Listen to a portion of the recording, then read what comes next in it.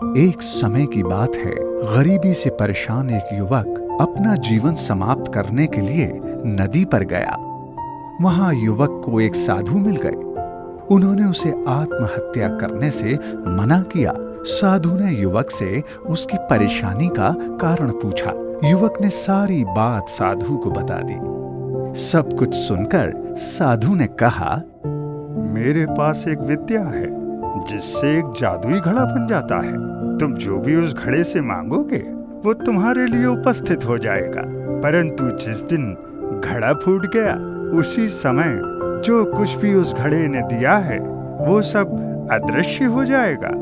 मैं तुम्हारे समक्ष 2 विकल्प प्रस्तुत कर रहा हूँ। पहला ये कि यदि तुम 2 वर्ष तक मेरे आश्रम में रहो तो मैं तुम्हें वो घड़ा दे सकता हूँ, और दूसरा ये कि यदि तुम 5 वर्ष तक मेरे आश्रम में रहो तो मैं ये घड़ा बनाने की विद्या तुम्हें सिखा दूंगा। अब ये तुम पर निर्भर करता है कि तुम किस विकल्प का चयन करते हो। इस पर वो युवक बोला, महाराज जी, मैं तो बस 2 साल ही आपकी सेवा करना चाहूंगा। मुझे वो घड़ा जल्द से जल्द चाहिए और मैं उसे बड़ा संभाल कर रखूंगा महाराज जी, कभी फूटने ही नहीं दूंगा।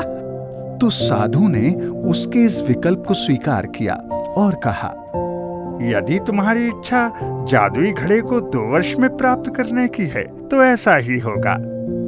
इस प्रकार 2 वर्ष आश्रम में सेवा करने के बाद युवक ने वो जादुई घड़ा प्राप्त कर लिया और उसे लेकर अपने घर आ गया।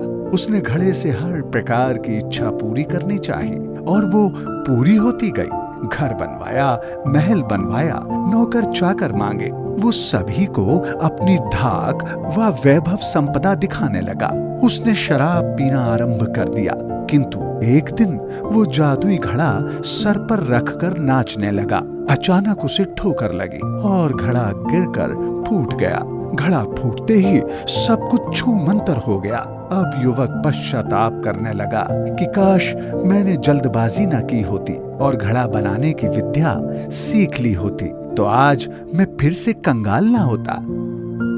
इस कहानी से हमें ये शिक्षा लेनी चाहिए कि ईश्वर हमें हमेशा 2 रास्ते देता है, एक आसान और दूसरा कठिन और लंबा किंतु गहरे ज्ञान वाला।